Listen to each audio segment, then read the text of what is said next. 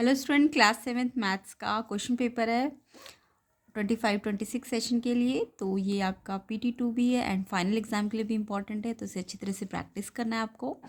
तो चलिए स्टार्ट करते हैं इसका सोल्यूशन। एंड जिनका ये एग्जाम हो चुका है वो अपने आंसर भी मैच कर सकते हैं। एंड अदर PYQs के लिए, अदर क्वेश्चन पेपर्स के लिए आपको प्लेलिस्ट को चेक करना है, लिंक डिस्क्रिप्शन में। तो सबसे पहले इसका सेक्शन ए 1 मार्क क्वेश्चन देखते हैं। तो फर्स्ट क्वेश्चन है, when two line intersect vertically opposite angle और ऑलवेज। तो जब दो लाइन इंटरसेक्ट करेगी तो जो वर्टिकली अपोजिट एंगल्स होंगे वो कैसे होते हैं?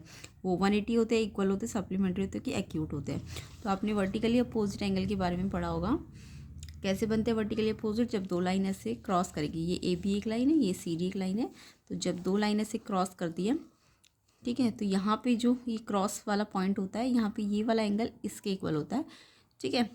यानी AOD एंगल किसके इक्वल होगा? AOD O पे यहाँ है ना, तो O पे यहाँ वाला COB के इक्वल होगा या BOC के, ठीक है। या तो इस पेयर को वर्टिकली कहेंगे या ये वाला जो पेयर है AOC और DOB, ठीक है। ये वर्टिकली अपोजिट एंगल होते हैं और ये इक्वल होते हैं। तो वर्टिकली अपोजिट एंगल कैसे होते हैं? इक्वल होते हैं। ऑप्शन सेकंड जो है फर्स्ट का वो करेक्ट है। वर्टिकली अपोजिट एंगल इक्वल होते हैं, correct.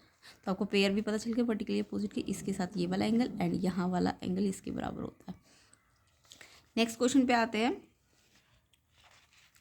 A pair of lines that meet at 90 degree are called. Pair of line जो एक दूसरे को 90 डिग्री पे मीट करती है, तो उन पेयर ऑफ लाइन्स को क्या कहेंगे? तो पेयर ऑफ लाइन का था दो लाइन है और मीट किस पे कर रही है? 90 डिग्री पे। तो यहाँ पे दो लाइन बनानी है, एक लाइन ये और एक लाइन ये, दोनों का इंटरसेक्टिंग पॉइंट कितना है? 90 डिग्री पे है। तो ऐसी लाइन्स को ना हम परपेंडिकुलर लाइन्स कहते हैं। ऑप्शन थर्ड जो है परपेंडिकुलर लाइन्स करेक्ट है सेकेंड का। ओके, नेक्स्ट क्वेश्चन पे आते हैं। नेक्स्ट क्वेश्चन है third, the Virahanka Fibonacci sequence begins as. तो विरंका फिबोनाची सीक्वेंस आपने पढ़ी होगी, मैंने पहले भी करा रखी है। ये कहाँ से स्टार्ट होती है? तो ये जो है 1 से स्टार्ट होगी और फिर 1 आता है। देखो 1 और 1 को ऐड करोगे तो आपको 2 मिलेगा, फिर 2 3 को ऐड करोगे 5 मिलेगा, 3 5 को ऐड करोगे 8 मिलेगा। तो इसका आंसर है थर्ड का फोर्थ ऑप्शन, 1 1 2 3 5 8। तो 1 से स्टार्ट होते हैं फिर 1 आता है, तभी इनको ऐड करेंगे तो 2 आएगा, फिर 1 2 3 को ऐड 1 2 को ऐड करेंगे तो 3 आएगा, फिर 2 3 को ऐड करेंगे तो 5 आएगा। तो इस तरीके से सीरीज चलती है, ठीक है। नेक्स्ट क्वेश्चन देखो, interior angles on the same side of a transversal intersecting parallel lines. तो जो इंटीरियर एंगल होते हैं same side of transversal intersecting parallel lines, तो वो सेम साइड पे जो इंटीरियर एंगल होते हैं वो कैसे होते हैं? तो देखो इसको समझ सकते हो आप ऐसे,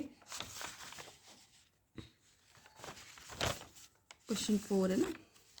तो देखो दो पैरेलल लाइंस ड्रॉ कर लो और ये एक ट्रांसवर्सल लाइन, मान लो ये L है और ये M है और ये N ट्रांसवर्सल है, काट के जाती है इन दोनों को। तो ये जो ट्रांसवर्सल के सेम साइड पे होते हैं, ट्रांसवर्सल ये है ना, तो इसके सेम साइड पे ये इंटीरियर एंगल होनी चाहिए, ये लाइन के अंदर यहाँ और सेम साइड पे होनी चाहिए। तो इनका सम 180 होता है, सम ऑफ इंटीरियर एंगल 180 होता है। इन दोनों एंगल्स का सम, ये इंटीरियर एंगल है ना और सेम साइड पे बननी चाहिए, यानी दोनों एक ही साइड पे बननी चाहिए और इंटीरियर बननी चाहिए। तो ये सेम साइड पे इंटीरियर एंगल का सम 180 होता है। तो थर्ड आंसर इसका करेक्ट है, फोर्थ का थर्ड ऑप्शन करेक्ट है। ओके, तो यहाँ पे इनका सम कितना होता है? 180 डिग्री होता है। नेक्स्ट क्वेश्चन देखते हैं। नेक्स्ट क्वेश्चन है, which of the following expression always gives an odd number. इनमें से कौन सा एक्सप्रेशन है जिससे हमेशा ऑड नंबर मिलेगा? तो ऑड नंबर देखो, इवन नंबर में अगर हम 1 ऐड कर दे तो आता है, और इवन नंबर हमेशा आपको पता है कैसे मिलता है। इवन नंबर के लिए जो सिंबल होता है इवन नंबर के लिए वो 2n होता है, यानी कि वो 2 से डिविजिबल होता है। तो अगर मैं ये इवन है तो इसमें अगर 1 ऐड कर दूंगी तो हमेशा कैसा मिलेगा हमको ऑड नंबर मिल जाएगा। तो ऑड नंबर का सिंबल क्या बन जाएगा? 2n+1। ओके, बाकी 2n 4n 6n ये तो इवन न हुए ना, क्योंकि किसी भी नंबर का डबल करो या 4 टाइम्स करो या 6 टाइम्स करो तो आपको तो इवन मिलेगा। तो ये इवन है, और सबसे जो इवन के लिए सिंबल बोले तो वो 2n होता है, और अगर उसमें 1 ऐड कर दे तो आपका ऑड बन जाता है, ठीक है। तो सेकेंड ऑप्शन इसका करेक्ट है। नेक्स्ट क्वेश्चन देखते हैं। नेक्स्ट क्वेश्चन आपका CCT बेस्ड क्वेश्चन होंगे। तो इसमें आपको कुछ इन्फॉर्मेशन दी है।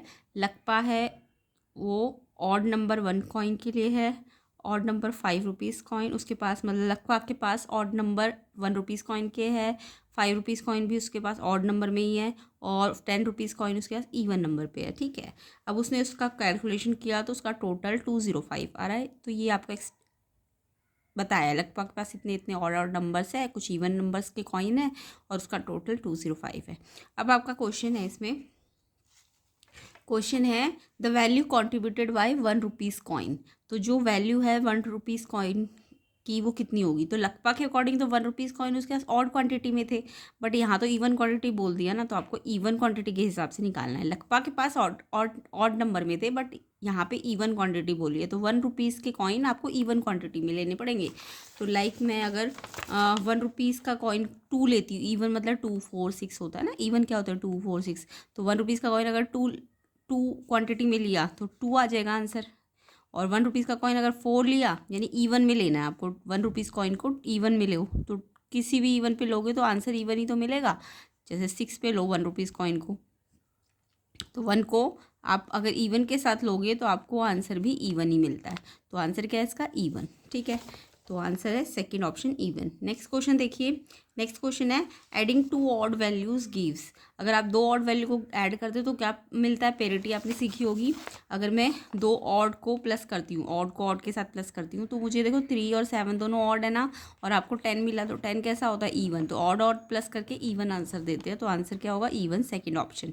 ठीक है, नेक्स्ट क्वेश्चन देखो, नेक्स्ट क्वेश्चन है आपका based on parity the total of all 3 odd plus even must be. तो अगर पेरिटी देखे तो ऑड प्लस इवन क्या आता है आपका आंसर। तो देखो अभी मैंने आपको बताया था, ऑड और ऑड को अगर मैं प्लस करूँ तो इवन मिलता है, 2 ऑड को प्लस करने पे इवन मिलता है, यानी इन ऑड को प्लस करके इवन मिला, और फिर से इवन है, तो इवन और इवन आपस में इवन ही आंसर देते हैं।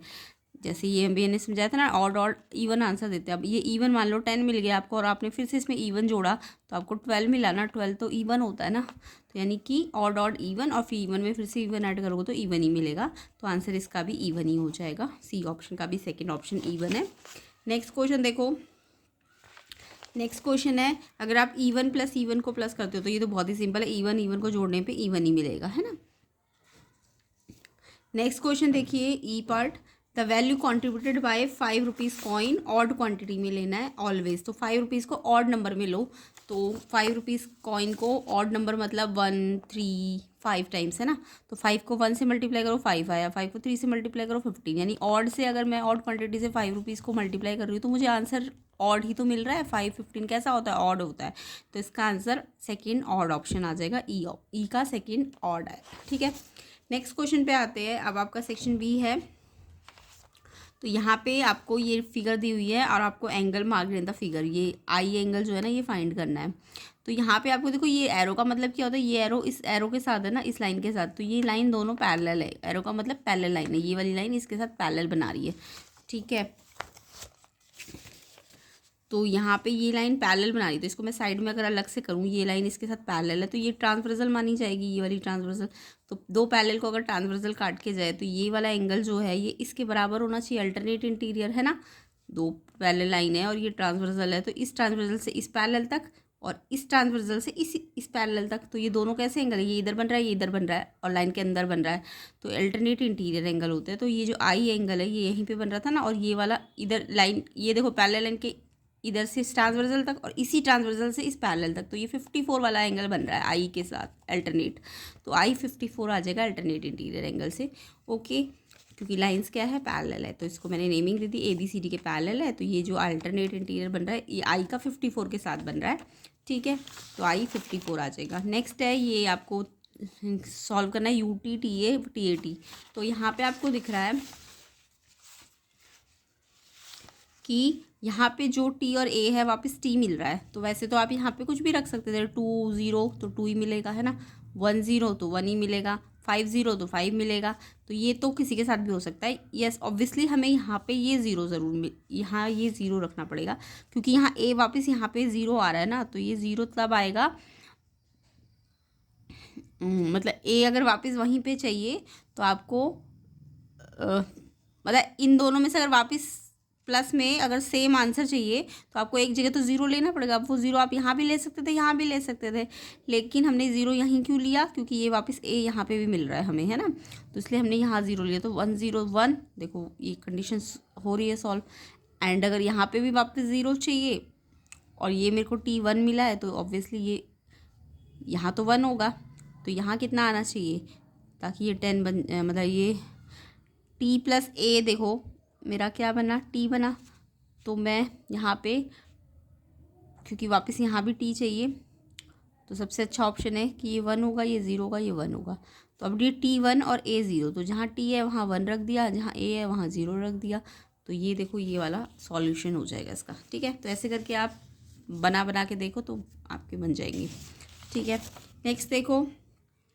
नेक्स्ट में आपको डायग्राम तो बना के दिया है, बट आपको बोला पैरेलल लाइंस को मार्क करो। कैसे मार्क करना है, आपको सिंगल एरो दिखा दो, डबल एरो दिखा दो, और एंगल भी बनाने हैं परपेंडिकुलर लाइंस में स्क्वायर सिंबल देके।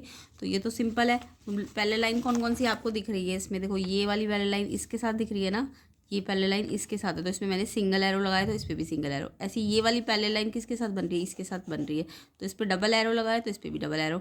अब परपेंडिकुलर लाइन कौन सी बन रही है, ऐसी वाली लाइन्स को परपेंडिकुलर लाइन कहते हैं। तो ये वाला इसके साथ, तो इसमें स्क्वायर सिंबल बना दो। ऐसे ये वाला इसके साथ, तो ये इस पर स्क्वायर सिंबल बना दो। तो इस तरीके से ये बन जाएगा। ठीक है, नेक्स्ट क्वेश्चन पे आते हैं। नेक्स्ट क्वेश्चन है, what is the parity of the sum of number from 1 to 100। 1 to 100 में आपका सम करोगे तो पेरिटी कैसी आएगी, इवन आएगी कि ऑड आएगी। तो पेरिटी का मतलब तो समझ गए ना, इवन की ऑड। तो आपको पता है 1 से 100 में ना कोई भी नंबर कॉन्जिक्यूटिव होते हैं तो हमें पता है कुछ ऑड आएंगे कुछ इवन आएंगे। तो टोटल 1 से 100 में 100 नंबर्स है, तो उसमें से 50 ऑड होंगे, 50 इवन होंगे। अब देखो सारे ऑड को अगर आप प्लस करते हो, तो अभी थोड़ी देर पहले मैंने आपको बताया था इवन आंसर आता है। ऑड और ऑड को प्लस करने पे इवन आता है, और सारे इवन को प्लस करते हो इवन तो भी इवन आंसर आता है। और फिर इवन को फिर से इवन के साथ ऐड करोगे, क्योंकि टोटल 100 बनाने ना, तो इवन आंसर क्या दे देंगे, इवन दे देंगे। या फिर आपके पास एक और तरीका है, आप 1 से 100 का सम डायरेक्ट फॉर्मूला लगा दो। 1 से 100 का सम का फॉर्मूला होता है n+1/2।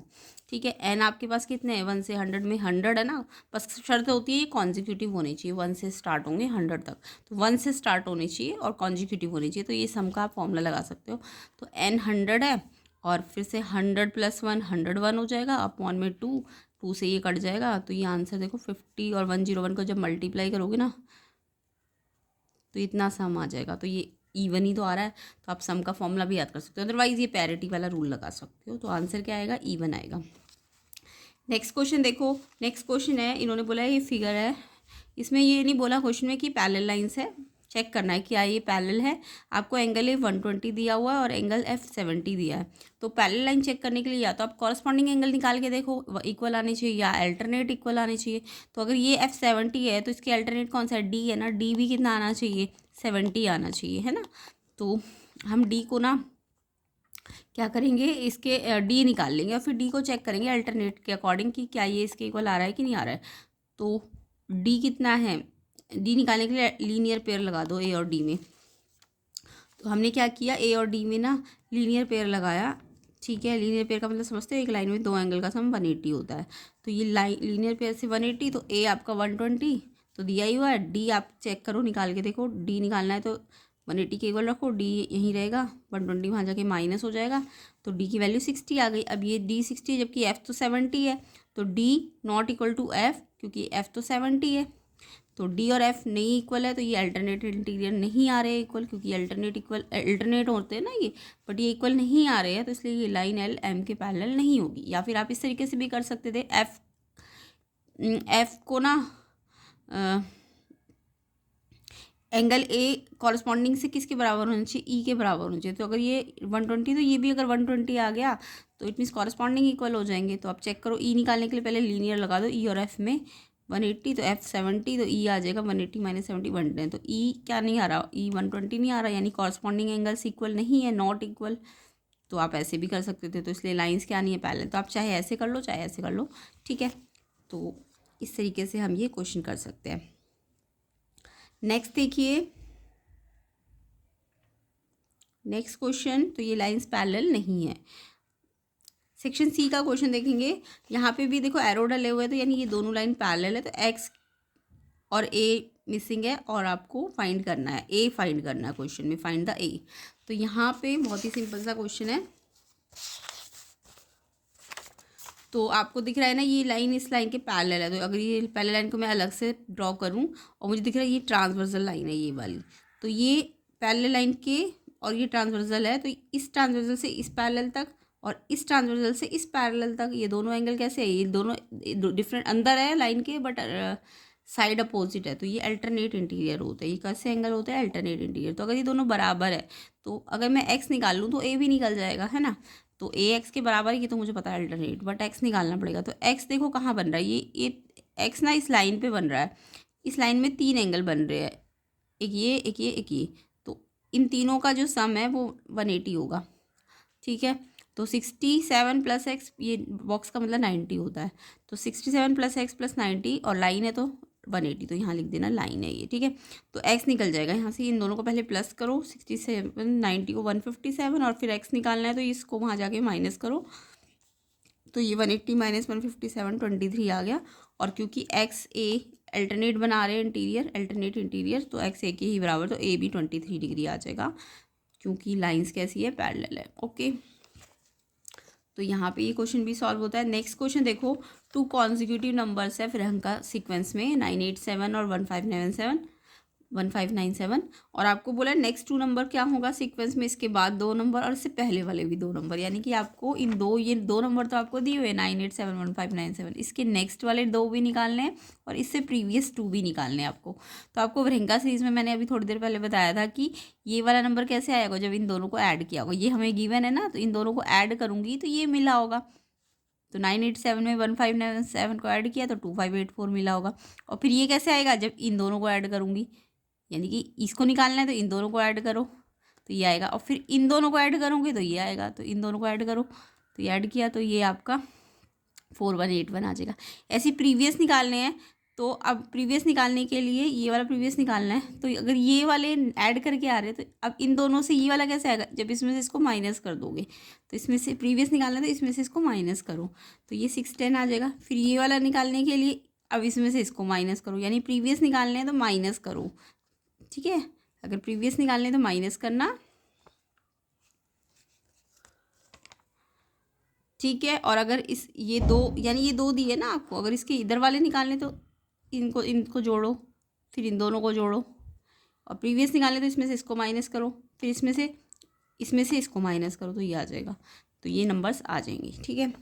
नेक्स्ट क्वेश्चन देखो, नेक्स्ट है आपका फिगर दी हुई है आपको, ये तीनों पैरेलल लाइन दी हुई है ए बी सी डी और ई एफ। इन्होंने बोला A B parallel C D है, C D parallel E F है, तो आपको बोला ई ए परपेंडिकुलर भी है, परपेंडिकुलर का मतलब ई ए, ये पूरा 90 बना रही है, ठीक है। बी ई एफ 55 दे रखा है और एक्स वाई निकालना है आपको, एक्स वाई। तो यहाँ पे पैरेलल लाइन के रूल्स लगाने आने चाहिए आपको, तो सिंपल ही है, ये तीनों पैरेलल लाइन है, तो ए बी सी डी के पैरेलल है, सी डी ई एफ के पैरेलल है। अब अगर ये दोनों पैरेलल है, सी डी दोनों में आ रहा है, तो ए बी और ई एफ भी आपस में पैरेलल हो सकते हैं, ठीक है। ये इसके पैरेलल है, ये इसके पैरेलल है, तो ये भी आपस में पैरेलल हो सकते हैं, ठीक है। तो अब हमें एक्स वाई निकालना है, तो पहले अगर मैं इन ए बी और सी डी पैरेलल को कंसीडर करूँ, ए बी और सी डी, ए बी और सी डी, ठीक है। अब देखो ये ट्रांसवर्सल जा रही है इनको, है ना, तो ये ट्रांसवर्सल के नीचे वाई और ये देखो एक्स है, तो आपने ऐसे अगर इसे करके देखो ऐसे, तो ये लाइन के नीचे, ये भी लाइन के नीचे और सेम साइड पे कॉरस्पॉन्डिंग एंगल बना रहे हैं, एक्स और वाई क्या बना रहे हैं, कॉरस्पॉन्डिंग एंगल्स बना रहे हैं। तो ए बी अगर सी डी के पैरेलल है और ये ट्रांसवर्सल से लेके इस पैरेलल तक और इस ट्रांसवर्सल से इस पैरेलल तक, और ये भी पैरेलल लाइन के नीचे और ये भी पैरेलल लाइन के नीचे है, तो ये कॉरस्पॉन्डिंग एंगल के पेयर से एक्स वाई कॉरस्पॉन्डिंग एंगल बना रहे हैं, तो एक्स और वाई तो बराबर है। अब मेरे को एक्स वाई में से दोनों में से कुछ भी नहीं पता, अब मैं इन 2 पैरेलल लाइंस को लूँगी, सी डी और ई एफ। अगर सी डी और ई एफ में देखो ये 2 पैरेलल लाइंस है और ये वाली ट्रांसवर्सल लाइन काट के जा रही है, और ट्रांसवर्सल लाइन के अंदर अंदर सेम साइड पे क्या होते हैं, सम ऑफ इंटीरियर एंगल होते हैं, तो ये दोनों सम ऑफ इंटीरियर एंगल बना रहे हैं। तो y और 55 180 होगा सम ऑफ इंटीरियर, तो y निकाल सकते हो, 55 को यहाँ ले जाके माइनस करो तो ये 125 आ गया, ठीक है। अब y आ गया तो y की वैल्यू इसमें रख दो, तो x की वैल्यू भी 125 डिग्री आ जाएगी कॉरस्पॉन्डिंग एंगल से, ओके। तो इस तरीके से ये क्वेश्चन हो जाएगा। इसके बाद इसका नेक्स्ट क्वेश्चन देखेंगे, तो ये क्वेश्चन तो एक्स वाई निकल गया। अब इसके नेक्स्ट वाला देखो, create a magic square whose magic sum is 60। अब की बार मैजिक स्क्वायर बनाना है, मैजिक सम दिया हुआ है 60। अब ये मैजिक स्क्वायर बनाने के लिए ना आपको क्या है, ये मैजिक स्क्वायर के ना जो टर्म्स होते हैं ना वो आपको ये टेबल याद करना पड़ेगा। जो मिडिल वाला होता है मैजिक स्क्वायर 3x3 वाला बनाना ना, क्वेश्चन में 3 रॉ है और 3 ही कॉलम है, तो 3x3 मैजिक स्क्वायर अगर बनाना है तो आपको ये पूरा याद करना पड़ेगा। बीच वाला जो होता है ये वाला, ये बीच में आएगा ना, तो ये m होता है, इसको क्या बोलते हैं हम m। और फिर आप बाकी के एलिमेंट्स याद करो कैसे, अगर ये m है तो ये वाला m-4 और m+4 ले लिया करो, m के ऊपर -4 और नीचे m+4। ऐसी m के लेफ्ट पे m-2 ले लो, इधर राइट पे m+2 ले लो। अब यहाँ पे डायगोनल में m यहाँ है तो m+1 यहाँ हो जाएगा, m-1 यहाँ हो जाएगा, और इधर वाले डायगोनल में यहाँ m+3 है, यहाँ m-3। तो ये आपको जनरल फॉर्म आनी चाहिए, इसकी जनरल फॉर्म है, ठीक है, जनरल फॉर्म आपको आनी चाहिए, ठीक है। अब ये मुझे मिडिल m निकालना है, तो m कैसे निकलता है, ये जो सम होता है ना वो 3 टाइम्स ऑफ m होता है, जो भी सम होता है वो 3 टाइम्स ऑफ m होता है। मिडिल m निकालना है तो सम अगर 3m है तो 3m को 60, सम दे रखा है ना क्वेश्चन में 60, तो जो भी सम दिया उसे 3m के इक्वल रखो तो m निकल जाएगा। m देखो निकालना है तो 3 से डिवाइड हो जाएगा तो 20 आ जाएगा। 3m 60 है तो m निकालना है तो 60/3 करोगे ना तो ये 20 आ जाएगा, यानी ये वाला मुझे मिल गया 20। तो बाकी मैं सारे निकाल लूँगी इस टेबल की हेल्प से, है ना। तो निकालो अब इसे, m हमारा कितना आ गया, m मतलब मिडिल आ गया 20, ठीक है, क्योंकि 3m सम क्या होता है 3m होता है और आपको 60 दिया था तो m आपका 20 आ गया। 20 यहाँ रख दिया। अब ऊपर यहाँ 20 में से 2 माइनस करो, फिर यहाँ 20 में 2 प्लस करो, ऊपर 20 में से क्या करते हैं 4 माइनस करते हैं, है ना, 16 आ जाएगा। 20 में 4 प्लस करो 24 आ जाएगा। इधर वाले डायग्राम में 20 में से 1 माइनस करो तो 19 आ जाएगा।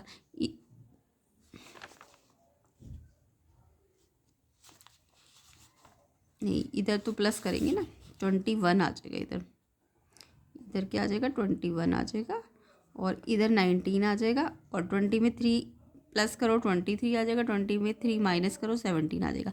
अब आप चेक कर लो, इनका सम निकाल के देखो, चाहे ऐसे निकालो 3 6 9 1 10 3 4 60 आ रहा है ना, इधर से ऐसे भी करके देखोगे तो भी 60 आएगा, ऐसे भी करके देखो 60 आएगा, इधर से भी करके देख लेना चेक करने के लिए, इधर सब हर जगह से सम 60 आ रहा होगा, ठीक है। तो इस तरीके से ये मैजिक स्क्वायर बन जाता है, इसके लिए जनरल फॉर्म आपको याद रखनी है। नेक्स्ट देखिए, नेक्स्ट क्वेश्चन है what is the measure of angle NOP. NOP angle निकालना है, एनओपी यानी ये ए एंगल निकालना है, एनओपी का मतलब ए एंगल निकालना है आपको। तो बहुत ही सिंपल क्वेश्चन है, एनसीईआरटी का ही क्वेश्चन है ये। तो अगर ये वाला क्वेश्चन, ये वाला ए एनओपी का मतलब ए एंगल निकालना है, तो हम क्या करेंगे, इसमें आपको ये पैरेलल लाइन तो दे ही रखी है, एरो लगा रखा, तो ये पैरेलल लाइन दे रखी है। हम यहाँ कंस्ट्रक्शन करेंगे, एक तो इस एन पॉइंट से पैरेलल लाइन ड्रॉ करेंगे, इस वाली लाइन के एल एम के पैरेलल एन एक्स, ठीक है, ये हमने कंस्ट्रक्शन करनी है। ऐसे ही हमने ओ से पैरेलल ओ वाई इसके पैरेलल ड्रॉ कर लेनी है, ओ वाई पी क्यू के पैरेलल ड्रॉ कर लेनी है, ठीक है। अब देखो ये इसके पैरेलल है, ये इसके पैरेलल है, तो ऑब्वियसली ये भी आपस में क्या हो जाएंगी, पैरेलल ही हो जाएंगी। तो एन एक्स और ओ वाई भी क्या हो जाएंगी, पैरेलल हो जाएंगी, ठीक है। तो आप ये लिख सकते हो एन एक्स भी ओ वाई के क्या है, पैरेलल है। मतलब मैंने कंस्ट्रक्शन में ये इसके पैरेलल ड्रॉ की और ये इसके, तो ये भी आपस में क्या हो गई, पैरेलल हो गई। अब आप इनको ना शॉर्ट नेम दे दो, ये पूरा 96 है ना, ये 2 पार्ट्स में डिवाइड हो गया, एंगल 1 और 2। ऐसे ये जो ए एंगल है ना, ये 2 पार्ट्स में डिवाइड हो गया 3 और 4 एंगल में, ठीक है। यहाँ शॉर्ट नेम्स दे सकते हो। तो अब देखो, अगर ये लाइन इसके पैरेलल है, अगर एल एम पी क्यू के पैरेलल है, ये वाली लाइन इसके पैरेलल है, तो अभी पैरेलल लाइन की प्रॉपर्टी बताई ना, ये ट्रांसवर्सल काट रही है, तो ये एंगल इसके इक्वल है। तो ये एंगल 1 है और ये एंगल 1 है और ये 40 है, तो एंगल 1 40 अल्टरनेट इंटीरियर। सेम ऐसे एंगल 2 एंगल 4 के इक्वल हो जाएगा अल्टरनेट इंटीरियर, बट एंगल 4 नहीं पता आपको। एंगल 3 किसके इक्वल हो जाएगा, 52 के, ठीक है, ये भी अल्टरनेट। अब 3 52 आ गया और 1 40 आ गया, ये दोनों तो मुझे मिल गए। अब मेरे को 4 और 4 निकालना है, 4 किसके इक्वल है, 2 के। अब ये 2 निकाला जा सकता है अगर मैं पूरे 96 में से इस एंगल 1 को हटा दूं, क्योंकि एंगल 2 और 1 को ही तो मिला के 96 है ना, तो एंगल 2 निकालना है, तो 96 में से एंगल 1 को माइनस कर दो। तो क्योंकि एंगल 4 एंगल 2 के बराबर है अल्टरनेट इंटीरियर, तो एंगल 2 कैसे निकलेगा, 96 में से 40 जो एंगल 1 आया मेरा उसको माइनस करके, तो ये 56 आ जाएगा, ठीक है।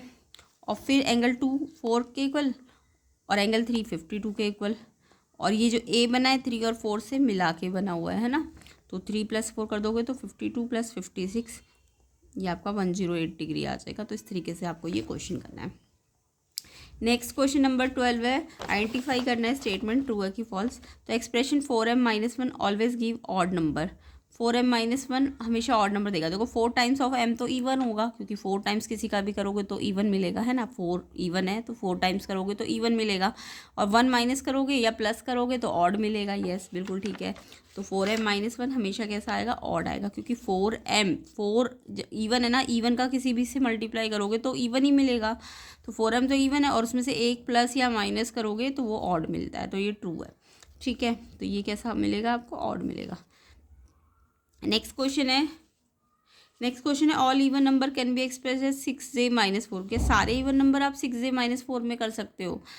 तो देखो 6j कैसा है, 6j आपको पता है 6 टाइम्स ऑफ j, 6 इवन है तो इसका टाइम्स करोगे तो वो इवन मिलेगा।